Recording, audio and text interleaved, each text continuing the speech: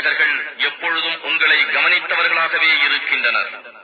அல்லாஹ்வின் அருளினால் உங்களுக்கு வெற்றி கிடைத்தால் அவர்கள் உங்களிடம் வந்து, நாங்கள் உங்களுடன் இருக்கவில்லையா என்று கூறுகின்றனர்.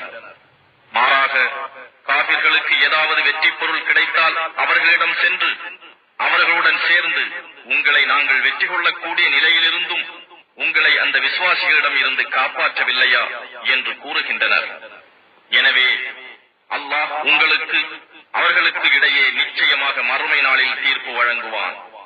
மெய்யாகவே காபிர்கள் மூமின்கள் மீது வெற்றி கொள்ள அல்லாஹ் யாதொரு வழியும் ஆக்க மாட்டான்.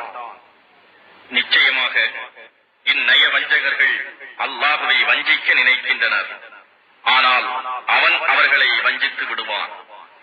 அவர்கள் தொழுகையில் நின்றால் சோம்பல் உடையோராகவே நிற்கிறார்கள். மனிதர்களுக்கு தங்களையும் தொழுகையாளியாக்கி காண்பிப்பதற்காக நிற்கிறார்கள்.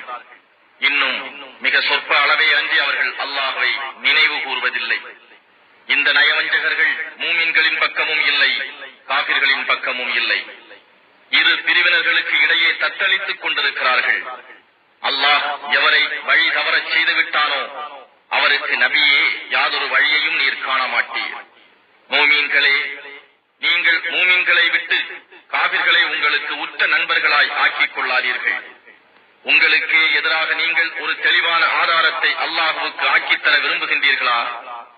நிச்சயமாக இந்நயவஞ்சகர்கள் நரகத்தின் மிகவும் கீழான அடித்தளத்தில் தான் இருப்பார்கள். அவர்களுக்கு உதவியாளராக எவரையும் நீர் காண மாட்டீர்.